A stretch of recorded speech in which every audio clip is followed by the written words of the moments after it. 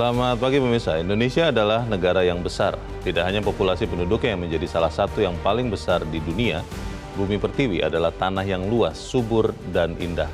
Namun Indonesia masih tertinggal jauh dibandingkan negara-negara maju lain karena nilai-nilai yang dibuat oleh para pendiri bangsa, yaitu berbudi luhur, sopan santun, gotong royong, dan saling menghargai, kalah dengan nilai-nilai yang kini berkembang, seperti individualisme, transaksionalisme, dan pragmatisme. Pemirsa, inilah editorial Media Indonesia edisi hari ini Senin 17 Juli 2023 dengan tema Perubahan untuk Indonesia Maju bersama saya Leonard Samosir. Para pemirsa, Anda semua bisa ikut menyatakan pendapat Anda juga nanti dengan menelepon nomor telepon 021 583 99 100. Dan pemirsa, pagi ini telah hadir bersama saya anggota Dewan Redaksi Media Group, Abdul Kohar. Mas Kohar, selamat pagi. Selamat pagi, Leo. Sehat-sehat, Mas? Sehat, alhamdulillah. Kelihatannya agak lelah Ya. karena baru beracara. Tapi kita akan bicara soal perubahan untuk Indonesia Maju ini, Mas Kohar dan pemirsa, setelah kita lihat dulu beberapa berita yang diperhatikan media Indonesia. Ya. Yang pertama, ini adalah headline media Indonesia untuk hari ini, hanya dua kata saja, pantang menyerah. Ini maksudnya terkait apa ini, Mas Kohar? Ya, kan ada niat baik ya. Nah, ini pidato dari Ketua Umum Partai Nasdem dalam apel siaga perubahan kemarin. Ketua Umum Partai Nasdem, Surya Paloh, dalam pidatonya mengatakan bahwa dia ingin mewarisi cita-cita para founding fathers, founding parents, ada yang bilang seperti itu, bahwa Indonesia harus maju berkeadilan, benar-benar mewujudkan kebinekaan bukan hanya lip service tetapi dalam tindakan nyata. Nah, niat baik itu diwujudkan dalam slogan perubahan yang kemudian apabila disalahartikan dianggap sebagai bentuk perlawanan dan seterusnya, maka ya tentu saja jawabannya harus ikhtiar lebih keras lagi untuk meyakinkan bahwa perubahan yang dimaksud itu adalah sesuai dengan cita-cita proklamator bangsa ini, cita-cita seluruh penduduk republik ini, yaitu menginginkan keadilan, menginginkan kesejahteraan, menginginkan kehidupan gotong royong yang betul-betul terjadi dalam alam nyata. Untuk semua? Untuk semua, bukan hanya pidato belaka. Nah, itu yang dikehendaki. Ketika disalahartikan kemudian ada yang menindas, ada yang mengintimidasi atau meneror dan seterusnya, maka ikhtiar keras dan tidak menyerah. Tentu saja, dan para kader ketika ditanya apakah kita menyerah dengan kondisi seperti itu, serentak ratusan ribu mengatakan tidak, maka ya itu adalah semangat perubahan yang patut untuk diapresiasi. Ini yang hadir di apel siaga ini ratusan ribu, memang hanya sebanyak itu? Ya, sebagian di dalam, karena hanya bisa menampung 80.000, lalu yang defile dan seterusnya katakanlah 50.000, yang di luar itu banyak sekali yang tidak mampu memuat di stadion. Dan dari sekian daerah yang tidak ikut berangkat tentunya juga masih banyak lagi ya? Ya, menonton siaran langsung dari Metro TV tentu saja. Baik, kita nanti akan bahas lebih jauh bagaimana soal perubahan itu di editorial, tapi kita tinggalkan dulu berita itu, Mas Kohar dan pemirsa, ke berita selanjutnya di halaman 2. Ini belum lama kita memperingati Hari Koperasi 12 Juli, tapi berita ini kelihatannya jadi mengkonfirmasi kecurigaan sebagian orang waktu itu, Mas Kohar, termasuk saya ya. Koperasi kian berguguran. Ini faktanya seperti apa nih, Mas? Ya, terlihat bahwa dari data saja, dari 130 ribuan koperasi yang saat ini ada, itu hanya sepertiganya yang punya nomor induk koperasi. Nah, kita lihat perbandingan antara Jawa Timur dan Jawa Tengah saja. Di Jawa Timur kan kelihatan, memang dari sekian provinsi, koperasi yang masih hidup dan maju itu adalah Jawa Timur. Kontribusi terhadap ekonomi dari koperasi terhadap ekonomi di Jawa Timur itu 58,2%. Wih, lebih dari separuh ya. Tapi meskipun begitu, dia tidak mendapatkan penghargaan Gubernur Jawa Timur. Yang mendapatkan penghargaan adalah Gubernur Jawa Tengah sebagai pembina koperasi handal ya.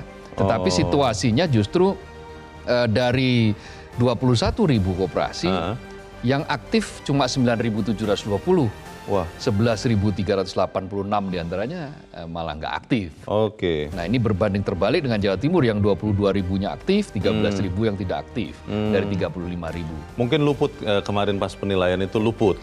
Ya ini kan kemudian menjadi bahan pertanyaan kan, sempat kan, karena apalagi di situ sentil ada sempat dalam tanda kutip gitu ya, semacam kayak endorse dari Menteri Koperasi terhadap Ganjar Pranowo. Oke. Ya kita harapkan kondisi koperasi ini benar-benar diperhatikan ya. Jangan kemudian karena mungkin makin menghangat situasi perpolitikan, mengarah ke sesuatu begitu, kondisi koperasi dilupakan. Kan kita masih ingat KSP Indosuria itu ya, Mas Kohar ya. Sampai 100 triliun loh itu. Dan itu sampai sekarang nasabahnya ataupun anggota ya, kan koperasi katanya anggota, itu masih belum dapat uangnya tuh. Ya. Kita harap supaya koperasi ini diperhatikan betul. Iya, Mas Kohar. Harus dicawe-cawe kalau ini. Cawe-cawe. Oleh Menteri Koperasi ya. Iya, cawe-cawe terus ya. Oke, kita ke berita selanjutnya di halaman 2. Ini terkait dengan PPDB, penerimaan peserta didik baru. Saya harus baca nih karena saya tidak ingat singkatannya. Akar masalah PPDB ialah korupsi. Nah, ini maksudnya bagaimana, Mas Kohar? Ya, begini. Problem utama ini kan PPDB ini kan desentralisasi pelaksanaannya, aturannya ada dari Kemendikbud, tapi pelaksanaannya itu tergantung pada daerah masing-masing. Jadi bagaimana dilaksanakan, tetapi sebetulnya panduannya sudah jelas. Nah, problemnya kemudian di zonasi. Ketika sistem zonasi, orang masih melihat sekolah favorit, sekolah kurang favorit, atau sekolah biasa-biasa saja. Nah, ada sebagian orang yang nekat berburu namanya disebut sebagai sekolah favorit itu, akhirnya sampai rela-rela membuat kartu keluarga palsu baru. Baru. Aspal, asli tapi palsu. Artinya dia sebetulnya bukan bagian dari keluarga itu, tapi dia membeli sesuatu sehingga namanya bisa masuk di situ. Masuk ke keluarga itu. Keluarga itu sehingga Pura-pura. secara zonasi dia masuk dalam jejaring di sekolah negeri yang favorit itu. Jadi kartu keluarga itu bisa keluar. Betul. Nah ini problem ini banyak ditemukan juga di Jawa Barat. Nah itu yang kemudian pengaduan-pengaduan semacam ini, akhirnya apa? Orang yang di sekitar situ malah tidak dapat, bisa masuk dan seterusnya. Jadi ini problem koruptif. Korupsi bisa jadi ada transaksi di situ, memasukkan orang ke kartu keluarga yang mestinya bukan penduduk, dia dimasukkan di situ. Jadi ini kan namanya korupsi juga. Itu dia. Jadi ini berkelindan ya antara sekolah, kemudian aparat paling level RT dengan beberapa orang-orang yang memang bertanggung jawab di bidang kependudukan itu. Baik, kepala daerah tolong turun tangan, kalaupun sekarang dijabat oleh penjabat, ya juga jangan lepas tangan ya terkait dengan hal ini ya, supaya kemudian kasus PPDB ini tidak terulang lagi. Tahun depan ya. Betul. Kita tinggalkan berita itu, kita ke editorial. Editorial diberi judul Perubahan untuk Indonesia Maju. Kalau saya ambil contoh kasus PPDB ini, itu kan harusnya juga diperbaiki ya, Mas Kohar ya. Betul. Nah pertanyaannya adalah apakah berubah itu artinya ketika kita menuju ke utara, lalu kita langsung balik badan ke selatan, atau bisa ke utara dan melampauinya dengan sesuatu yang lebih baik? Maksudnya apa ini? Orang banyak yang takut perubahan karena menganggap bahwa perubahan itu selalu peniadaan sesuatu yang sudah jalan. Menihilkan sesuatu yang sudah jalan. Kembali ke nol. Kembali seperti kayak SPBU katanya. Kembali ke mulai dari nol. Tidak seperti itu. Bukan seperti itu perubahan. Perubahan itu keniscayaan. Sesuatu yang tidak bisa kita tolak. Sunatullah. Pagi, siang, kemudian tiba-tiba malam itu kan berubah. Malam kemudian menuju pagi lagi, dini hari kemudian pagi lagi. Tidak ada yang statis ya? Semua proses perubahan tidak ada yang statis. Begitu juga dengan kehidupan ekonomi, sosial, politik. Orang yang tidak adaptif, tidak mau berubah, maka dia akan tergilas oleh perubahan. Maka dia akan menjadi pembebek. Dia tidak akan menjadi pionir. Nah, dia akan digilas oleh zaman. Nah, itulah yang dimaksudkan mengapa Indonesia perlu berubah. Karena kita butuh menjadikan Indonesia ini sebagai negara yang maju, yang no left behind. Tidak ada yang tertinggal satupun. Tidak boleh ada yang tertinggal. Bukan maju sekelompok orang saja, bukan maju kelompoknya, maju beberapa kelompoknya, tetapi maju semuanya. Nah, ketika maju semuanya itu bagaimana? Ya, tidak ada kata lain. Perubahan harus dilakukan, termasuk mengevaluasi hal-hal yang buruk. Hal-hal yang selama ini salah. Tersesat jalan kan harus berubah rutenya. Kalau kita baca map kan begitu. Kalau kita misalnya, oh kita salah ini jalannya. Kita sudah menuju ke utara. Tetapi ada jalan yang benar tetap menuju ke utara. Dengan cara memutar atau mengubah jalan. Gitu. Masalahnya Mas Kohar kan ada orang-orang yang mengatakan sesuatu yang diam akan cenderung diam. Ini hukum alam nih Mas, hukum Newton. Dan sesuatu yang bergerak akan cenderung bergerak. Nah, yang sudah menikmati status quo kan tidak mau berubah sama sekali. Apakah itu yang ditakuti oleh mereka? Kita akan bahas dan pemirsa, inilah editorial Media Indonesia untuk hari ini, Senin 17 Juli 2023, perubahan untuk Indonesia Maju.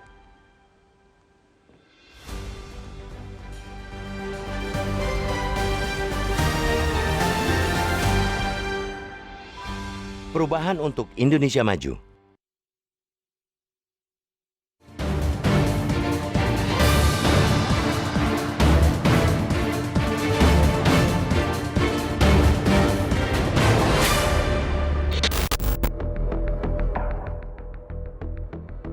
Indonesia adalah negara besar. Tak hanya populasi penduduknya salah satu terbesar di dunia, hampir 280 juta jiwa, bumi pertiwi pun adalah tanah yang luas, subur dan indah. Begitupun kekayaan alam yang terkandung di dalamnya, tak perlu diragukan lagi.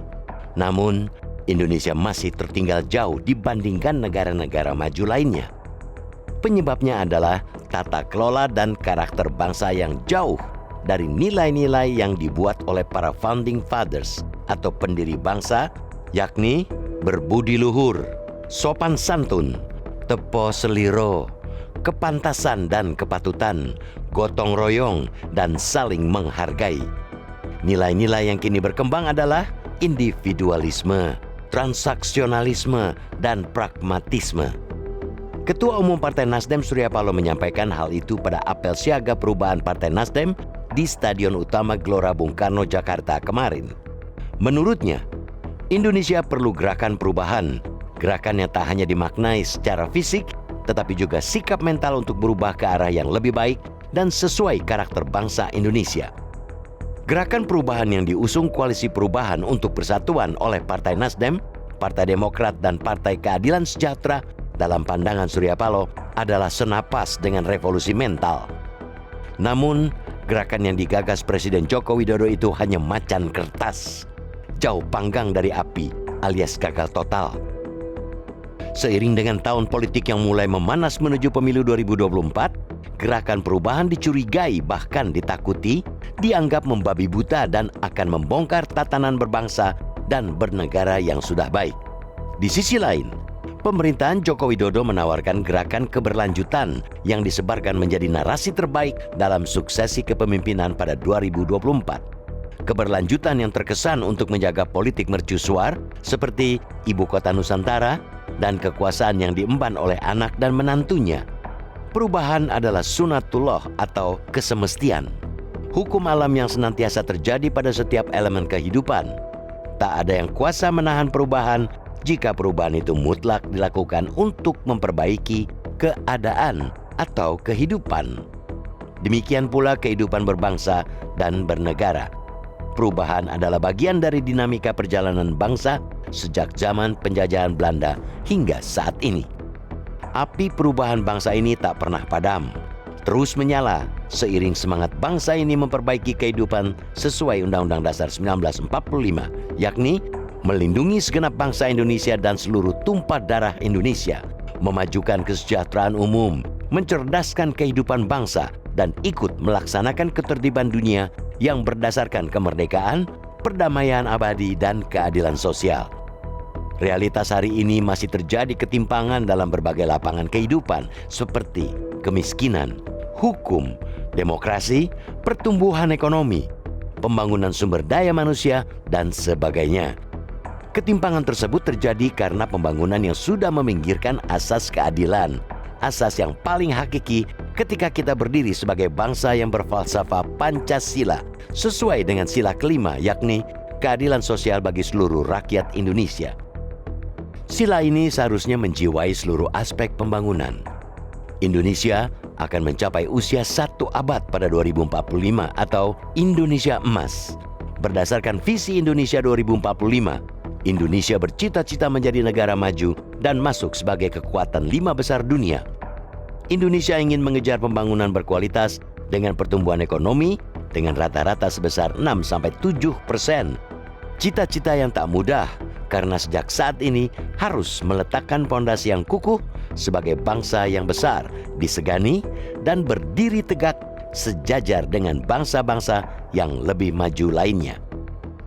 Bung Karno berwasiat Indonesia bisa menjadi negara besar dengan jurus berdaulat secara politik, berdikari secara ekonomi, dan berkepribadian di bidang kebudayaan. Tak elok rasanya jika berlanjut dengan revolusi mental yang gagal.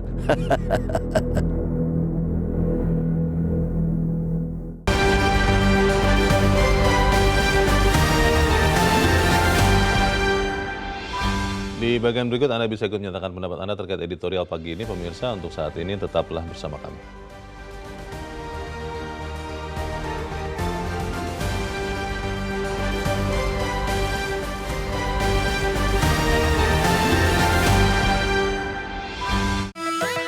Ini wangi yang semua cewek wajib punya. Posh Girl Perfume Spray baru.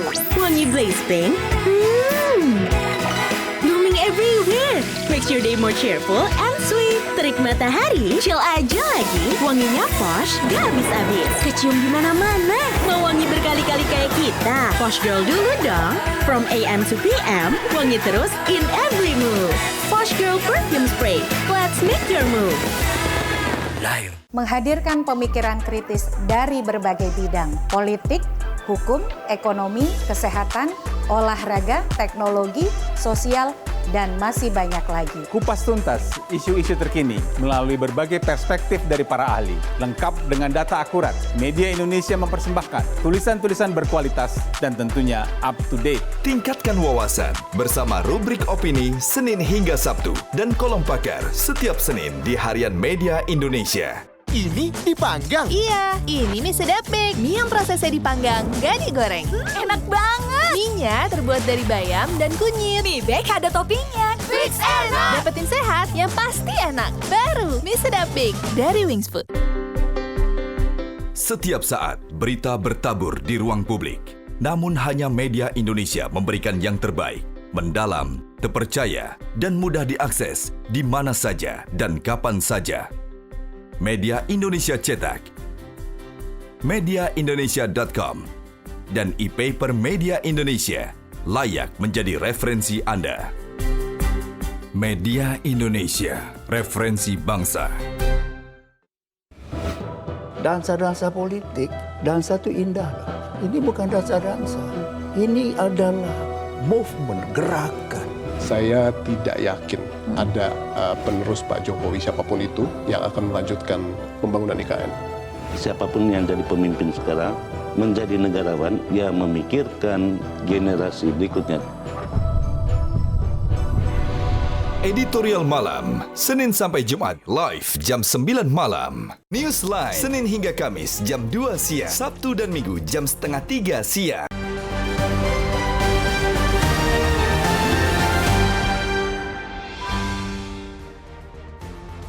Terima kasih pemirsa, Anda masih bersama kami di Editorial Media Indonesia. Dan sebelum kita lanjutkan diskusi kita, Mas Kohar, kita mau coba bertanya juga.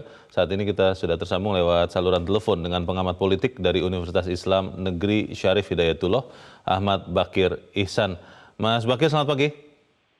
Selamat pagi, Mas Jo. Selamat pagi, Mas Kahar. Ya, Mas Bakir, kalau kita lihat perubahan untuk Indonesia maju, kalau kita lihat perubahan sendiri, sebetulnya kan segala sesuatu di dunia ini selalu berubah. Yang tetap malah hanya perubahan itu sendiri, ada yang mengatakan begitu. Tapi di konteks perpolitikan atau kehidupan berbangsa belakangan ini, kelihatannya orang-orang mulai ada yang sensitif, mulai antipati dengan kata perubahan. Padahal perubahan itu sendiri, kalau kita ingat, Presiden Joko Widodo 2014 itu memulainya dengan mengatakan akan melakukan revolusi mental. Revolusi itu kan berubah bahkan dengan kecepatan sangat tinggi. Pertanyaannya, kenapa kemudian sebagian orang kelihatannya semacam alergi, Mas Bakir, terhadap kata-kata perubahan ini? Menurut Anda bagaimana? Iya, jadi kenyataan yang ada hari ini itu adalah proses perubahan yang terus-menerus tidak berhenti. Tidak hanya dalam politik, dalam ilmu pengetahuan juga ada dialektika yang mengharuskan adanya perubahan-perubahan untuk mencapai kemajuan. Nah, orang-orang yang tidak siap dengan perubahan biasanya mereka sudah nyaman dengan status quo, dan ini adalah awal dari stagnasi sebenarnya ketika dia sudah alergi dengan perubahan. Karena perubahan itu sendiri kan merupakan proses yang berkelanjutan. Reformasi, bahkan orang yang merasa nyaman dengan dirinya itu pada saat ini adalah dihasilkan dari proses perubahan yang berkelanjutan. Jadi menurut saya menjadi paradoks ketika orang kemudian alergi atau tidak nyaman dengan perubahan, padahal dia hadir pada saat ini adalah output dari perubahan itu sendiri, dan itu tidak akan pernah berhenti. Demokrasi itu hadir karena adanya koreksi. Nah, koreksi itulah yang kemudian melahirkan perubahan-perubahan, perbaikan-perbaikan, dan nanti pada titik tertentu sampai pada konsolidasi demokrasi. Dan seperti Masalahnya, itu, Mas Bakir, ada yang mengatakan begini, atau mengira ya, kalau saya bilang kan belum terjadi. Ada yang mengira bahwa yang namanya berubah itu, yang tadinya misalnya kita berjalan ke utara, lalu ketika berubah kita balik badan, kita berjalan ke selatan. Bukan artinya kita tetap berjalan ke utara, tapi mungkin kita bisa berjalan lebih jauh lagi. Kalau Anda lihat sebetulnya apa yang harus dimengerti oleh masyarakat terkait dengan perubahan ini, Mas? Iya, bagi saya terminologi keberlanjutan dan perubahan itu kan dua hal yang tidak terpisahkan sebenarnya. Dia berubah itu bukan dari sesuatu yang nol kemudian. Dia berubah karena adanya titik pijak pada realitas sebelumnya. Sama dengan tadi Mas Deo mencontohkan, misalnya berjalan ke utara kemudian balik ke selatan, itu kan karena ada faktor perjalanan sebelumnya untuk kemudian balik sebagai langkah yang mungkin dianggap lebih baik dibandingkan terus ke utara. Jadi masih ada keberlanjutan di situ. Nah, ini kan dua istilah kemudian distigmatisasi seakan-akan paradoks dan bertentangan. Padahal di dalamnya juga saling terkait. Perubahan itu sendiri adalah keberlanjutan. Keberlanjutan itu sendiri kemudian tidak menampilkan perubahan. Pak Jokowi seperti yang dicontohkan tadi, misalnya revolusi mental itu kan suatu perubahan yang sangat fundamental. Walaupun dalam perjalanan mungkin belum tercapai, tapi kan tidak kemudian memulai dari suatu yang baru yang dianggap perubahan. Dia tetap akan melakukan itu. Jadi sesungguhnya perubahan itu sendiri adalah keberlanjutan dari periode-periode sebelumnya, dari era-era sebelumnya. Nah, ini suatu yang tidak bisa dipertentangkan, justru disinergikan untuk kepentingan bangsa. Mas Bakir, dalam konteks kepemimpinan nasional disebut-sebut bahwa banyak orang puas atau senang dengan kepemimpinan nasional yang saat ini. Dan itu konon katanya menjadi alasan kenapa sebagian orang jadi alergi dengan kata perubahan. Sebetulnya apakah kemudian puas itu menjadi ukuran akhirnya orang tidak mau lebih baik lagi, atau sebetulnya tetap orang ingin lebih baik lagi dari kondisi sekarang kalau menurut Anda? Ya, tingkat kepuasan itu kan pasti ada celahnya, Mas. Tidak 100%. Manusia itu kan tidak ada yang maha sempurna. Jadi ada celah tetap untuk kemudian disempurnakan. Nah, titik disitulah sebenarnya yang disebut dengan perubahan itu, agar celah tadi menjadi lebih baik, menjadi lebih sempurna. Jadi tadi ketika orang kemudian menganggap itu yang terbaik, ya stagnan menurut saya, tidak ada lagi langkahnya, mau apa lagi, sudah sempurna. Tapi kan pada kenyataannya tidak. Proses pembangunan yang dilakukan tetap menyisakan celah untuk evaluasi, untuk lebih baik lagi. Karena sekali lagi ketika itu difinalisasi, maka selesailah semuanya. Kita tidak bergerak lagi, padahal zaman, era, waktu ini terus bergerak. Karena itulah yang harus kita kemudian harus menyadari.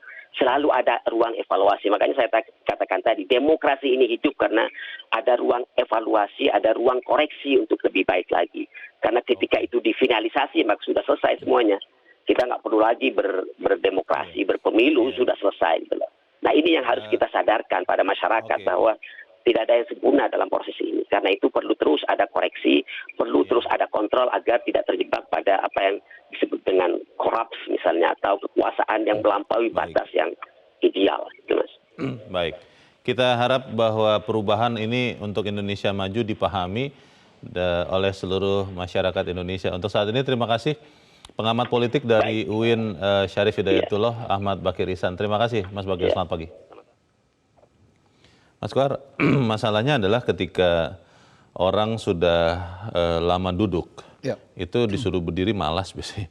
Nah ini bagaimana kemudian ketika kita mengatakan bahwa Indonesia maju dengan berubah, itu kan akhirnya orang cenderung malas karena sudah enak duduk ini, Mas. Bagaimana? Ya, gini loh, kita melihat dari perspektif ekonomi saja. Indonesia akan menghadapi situasi ketika dalam berbagai pidato, mimbar pidato disebutkan kita memasuki era bonus demografi. Puncaknya adalah tahun 2030 nanti. Ketika itu ada sekitar 70% penduduk kita, populasi kita adalah usia produktif. Tapi kalau kita gagal merancang 2030 dari hari ini, karena kita takut berubah, kalau kita katakanlah kita misalnya memakai slogan keberlanjutan, maka kita tidak akan pernah menjadi negara maju. Karena potensi bonus demografi itu hanya akan berlangsung 27 tahun hingga nanti tahun 2050. Dari sekarang ya, dari sekarang. Potensi itu kalau kita hitung dari sekarang, dia akan berakhir di 2050. Ketika di 2050 kita mengalami aging population, jadi mulai menua, penduduk kita mulai menua.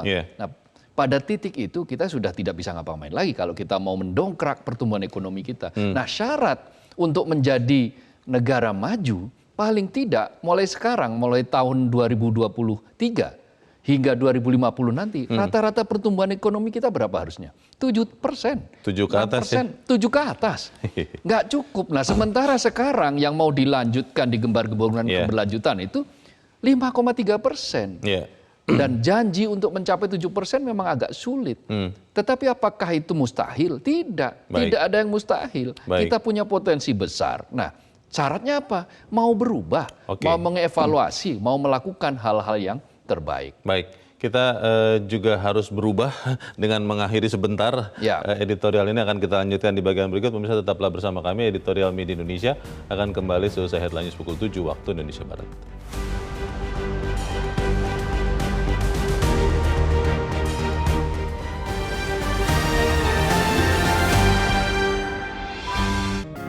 Media Indonesia mengajak Anda untuk mengakses fitur premium e-paper.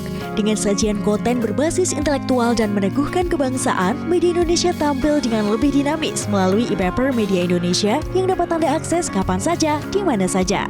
Caranya mudah, download aplikasi Media Indonesia di Android atau ketik link e-paper.mediaindonesia.com atau bisa scan QR code pada layar kaca Anda.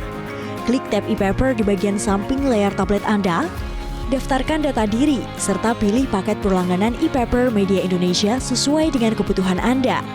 Nikmati juga bonus spesial tambahan 4 halaman rubrik fokus setiap hari. Semua bisa Anda dapatkan hanya di e-paper Media Indonesia. Untuk informasi lebih lanjut, hubungi customer service di nomor 0811 1201 2018 atau kunjungi media sosial @Media Indonesia. Media Indonesia, referensi bangsa. Terima kasih pemirsa, Anda masih bersama kami di Editorial Media Indonesia dan saat ini kita juga akan mendengarkan pendapat pemirsa Metro TV, Mas Kohar. Sebelum kita lanjutkan diskusi kita sudah terhubung dengan pemirsa Metro TV di Batam, Kepulauan Riau, ada Pak John Veto. Pak John, selamat pagi. Selamat pagi Metro TV, selamat pagi Bung Leon, selamat pagi Abdul Kohar, salam sehat selalu. Selamat pagi. Salam sehat. Bagaimana Pak John, ini perubahan untuk Indonesia maju. Anda alergi tidak Pak dengan perubahan nih Pak John? Ini memang, inilah hebatnya Metro TV ini ya. Jadi gini, alergi itu sebenarnya itu apa aja, segelintir orang aja kalau sebagai. Tapi memang kalimat alergi itu sekarang kan di framing betul. Tapi saya menjelaskan aja. Partai Nasdem ini berdiri dia dulu kan restorasi. Kalau restorasi itu kan perubahan, udah perubahan dari awal itu udah perubahan. Kalau di Eropa Timur itu kan retorika namanya kan. Indonesia perubahan. Jadi sudah diperhalus sama dari dulu. Jadi tidak salah ya Partai Nasdem ini untuk perubahan untuk Indonesia maju ini kata-katanya cuma diperhalus saja sebenarnya. Dari awal Partai Nasdem ini untuk perubahan Indonesia maju sebenarnya. Cuma ada betul dengan kata-kata alergi tadi ya. Ada yang berpura-pura dengan perubahan. Oke. Ya, yang kita apa dengan kebaikan tapi dibungkus dengan khianat sebenarnya kepada bangsa ini. Kita tidak bisa mundur untuk perubahan ke depan. Apa kata Bang Kohar tadi untuk 50 tahun 2050 ya. Kita dan bagaimana kita nak maju. Inilah momen yang tepat sekarang ini. Kemarin dibuktikan di gelar GBK itu. Ya. Itu sangat-sangat apa? Itu akan menulari ke seluruh Republik Indonesia ini. Kata-kata perubahan itu akan masuk ke hati sanubari semua komponen bangsa kita ini. Mudah-mudahan 2024 kita buktikan itu. Oke. Ya. Baik. Saya sangat respon itu, yakin itu. Terima kasih. Baik, terima kasih Pak John Veto di Batam, Kepulauan Riau untuk pendapat Anda Pak. Selamat pagi. Di belakang Pak John ada Ibu Lia di Makassar, Sulawesi Selatan. Ibu Lia, selamat pagi. Assalamualaikum. Waalaikumsalam. Silakan Ibu Lia, pendapat Ibu. Ya, kita ini kan akan menghadapi 2 momen penting ya, yaitu kemerdekaan Republik ini 17 Agustus, kemudian pemilu tahun 2024. Nah, jadi ini untuk kemerdekaan ini itu adalah tugas pemimpin yang sekarang. Ya, kalau melihat pembangunannya sekarang ini, apakah mana saja yang perlu ditingkatkan untuk kemajuan Indonesia. Kemudian untuk tugas yang akan datang, pemimpin yang akan datang tahun 2024, hasil pemilu 2024, maka untuk melanjutkan pembangunan yang memang yang perlu dilanjutkan atau ditingkatkan. Sedangkan yang sudah baik kan tidak usah lagi dirubah ya. Karena sebelum biasanya begitu ya, pemimpin baru itu biasanya semula rombak. Ya, gengsi, istilahnya gengsi kalau melanjutkan yang sudah bagus ya. Jadi tugas sekarang ini kita adalah masyarakat, kan saya setuju dengan pernyataan Pak Surya Paloh ya. Kalau kita menggunakan hati nurani, maka betul apa yang dikatakan Pak Surya Paloh itu, bahwa kita Indonesia ini hampir 80 tahun merdeka, tapi bukan maju, tapi malah mundur. Dan salah satu faktor penyebabnya adalah yang paling utama itu adalah korupsi. Ya, setiap hari berita korupsi itu kita dengar. Jadi kita ini, masyarakat ini bingung. Ya, seperti dikatakan Pak Surya Paloh, apa yang kurang di Indonesia? Ya, kenapa kita mundur ya, sudah tidak maju-maju dibandingkan dengan Malaysia dan selainnya, negara-negara tetangga. Nah, inilah barangkali tugas kita, masyarakat, untuk mendukung pemerintah yang berkompeten di bidangnya sehingga Indonesia bisa maju, dan itulah harapan kita semua. Makasih. Assalamualaikum. Baik, terima kasih Ibu Lia di Makassar, Sulawesi Selatan untuk pendapat Ibu. Selamat pagi. Di belakang Ibu Lia ada Pak Ramadan di Jambi. Pak Ramadan, selamat pagi. Selamat pagi, Assalamualaikum Pak Leo dan Pak Kohar. Waalaikumsalam Pak Ramadan. Bagaimana Pak pendapat Anda Pak, perubahan untuk Indonesia maju menurut Anda seperti apa? Silakan Pak. Mutlak dilakukan, dan saya mengatakan wajib untuk berubah. Karena revolusi mental yang ditayangkan 2014 itu, pertanyaan saya pada Pak Kohar, revolusi mental itu ada di mana sekarang Pak Kohar? Pak Leo? Iya. Dari akar rumput dari yang paling bawah sampai atas kita mendengar setiap hari korupsi. Di revolusi mentalnya itu ada di mana, Pak? Saya bingung juga lihat negara ini. Saya pemilih sejati adalah Jokowi, tapi pengelolaan negara ini keliru. Menurut saya mayoritas di DPR itu jangan dibiarkan. Sehingga sampai hari ini undang-undang perampasan aset sudah 10 tahun ditunggu Pak Leo dan Pak Kohar. Tidak muncul-muncul. Ini undang-undang kepentingan untuk korupsi. Negara ini sudah rusak oleh korupsi.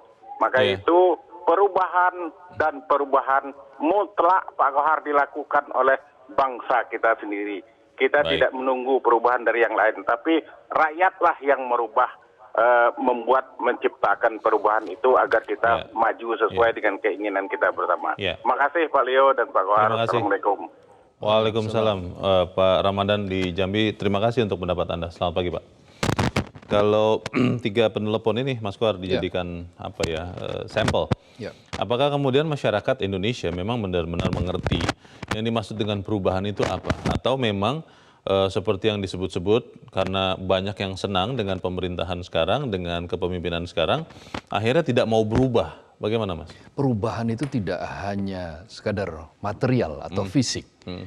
Jalan-jalan yang berubah, atau kemudian gedung-gedung yang mencakar langit yang dibangun yang cukup banyak. atau tempat-tempat pertumbuhan baru, tetapi juga mental itu juga harus berubah. Itu yang digaungkan pertama kali. Revolusi mental itu sebetulnya yang menyampaikan pertama kali adalah Bung Karno. Pada 17 Agustus tahun 1956. Nah, ketika itu Bung Karno itu menyatakan bahwa kita ini belum sepenuhnya mengisi kemerdekaan. Merdeka kita itu baru seumur jagung dan kita belum sampai pada tujuan kemerdekaan. Karena itu perlu revolusi mental. Perubahan yang mendasar, yang radikal dalam mindset, dalam cara berpikir, cara pandang terhadap memaknai kemerdekaan. Itu kata Bung Karno. Yang kemudian diulang lagi oleh Presiden Joko Widodo dalam sebuah artikel yang mengatakan revolusi mental. Menyadur dari Bung Karno, menambahi dengan tambahan-tambahan yang terkait dengan era ketika itu. Bahkan tahun 2016 saking gemuruhnya kita sampai dibuat impres tentang revolusi mental kan nasional. Nah, kita ini senang dengan gaya yang simbolistik, gaya yang sloganistik ya. Tetapi akhirnya slogan itu menjadi hampa, hanya menjadi macan kertas dan tidak bermakna apa-apa ketika tidak dijalankan. Bahkan ketika ada kelompok, ada orang, ada komunitas masyarakat yang ingin berubah, yang ingin punya niat baik untuk mewujudkan revolusi mental, malah dicurigai. Ini anti pembangunan, ini anti keberlanjutan. Nah, hal-hal semacam ini harus diluruskan. Bahwa yang namanya perubahan itu pasti akan membawa sesuatu yang lebih baik, asal dia dilandasi dengan niat baik, dengan metodologi yang baik, dengan cara yang baik. Dan apa yang dilakukan ini bukan berarti menghilangkan semuanya, menihilkan semuanya.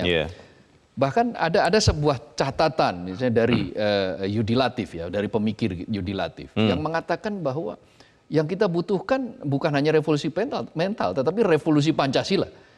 Revolusi mental itu bagian dari revolusi Pancasila. Apa itu revolusi Pancasila? Ya mencakup semua sila-sila itu. Jadi perubahan yang mendasar kata Yudi Latif. Perubahan yang mendasar tentang cara pandang bangsa ini, cara tindak bangsa ini dalam berbuat ke depan. Yaitu apa? Spirit Pancasila.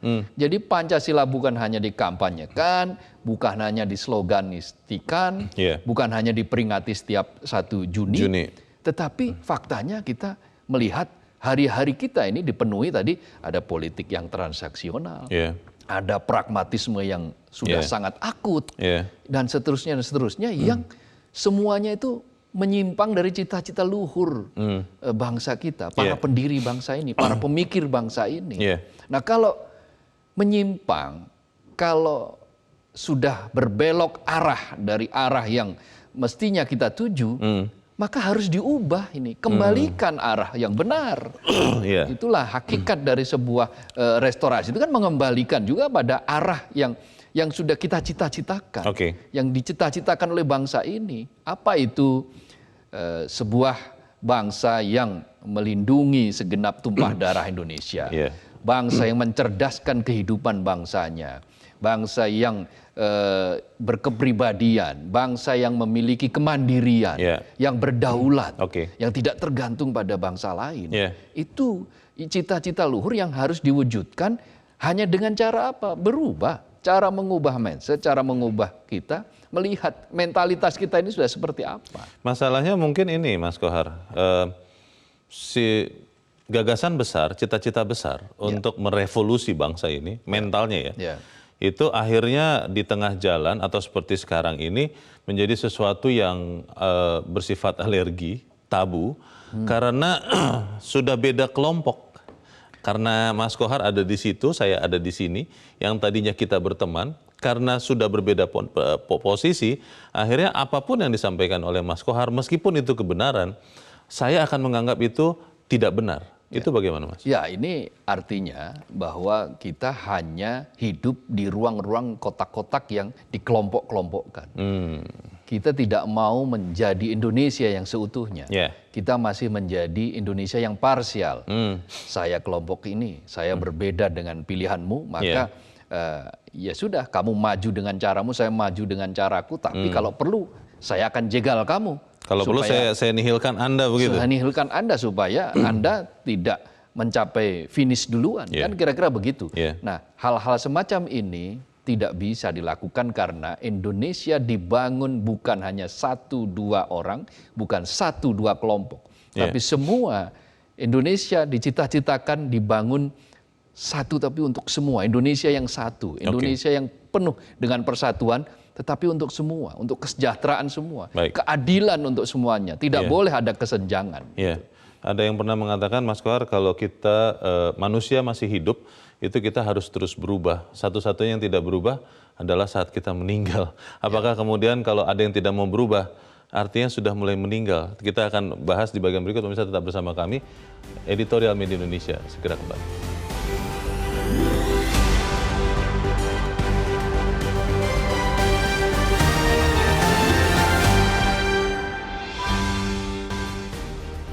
Terima kasih Anda masih bersama kami. Kita di bagian akhir diskusi kita pagi ini.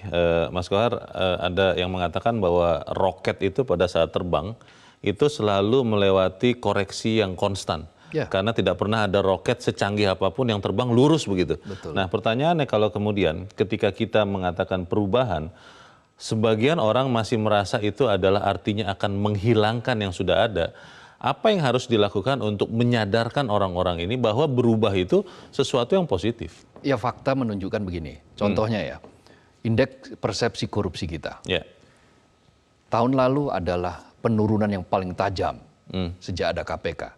Yaitu skor dari 38 ke 34 dari skala 0 sampai 100.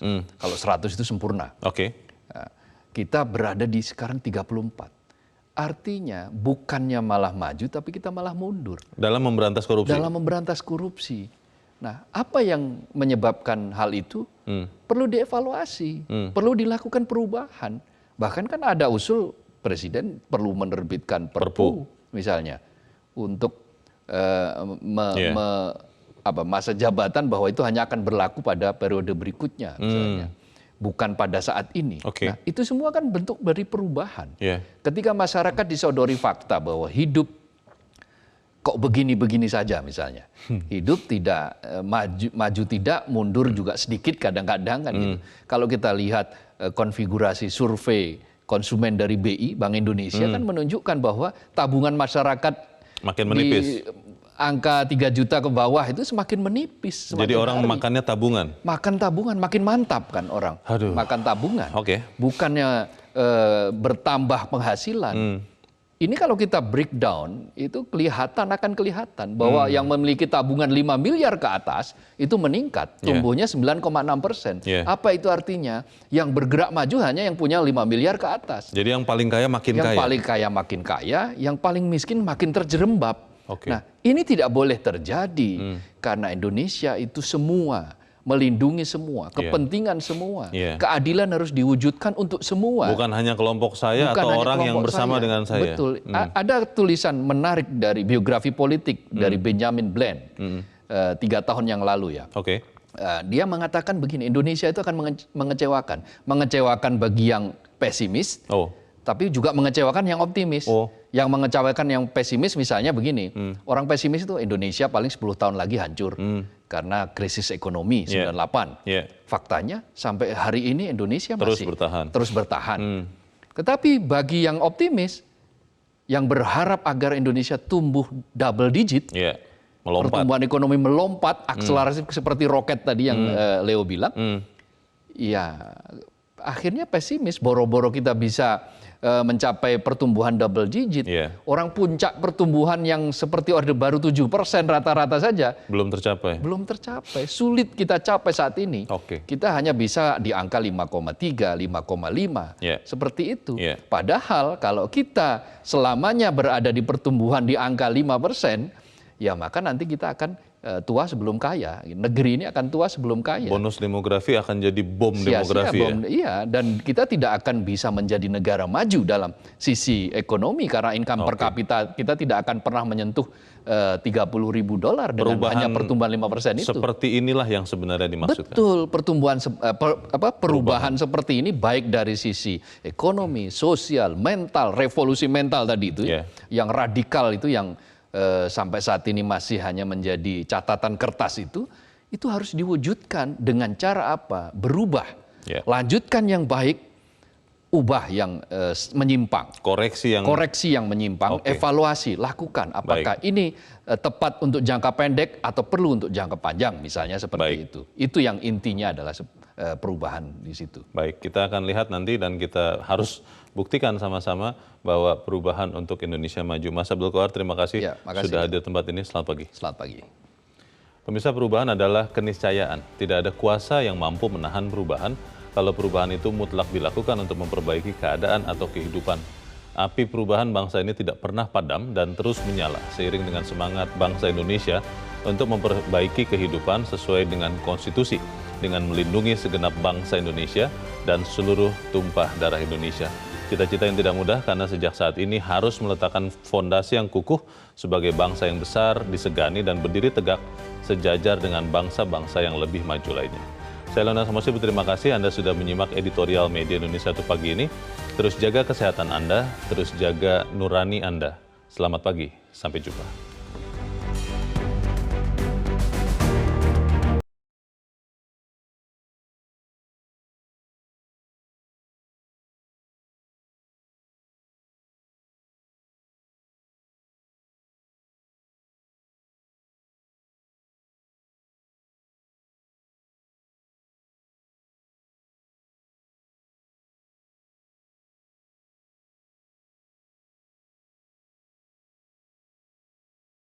Metro TV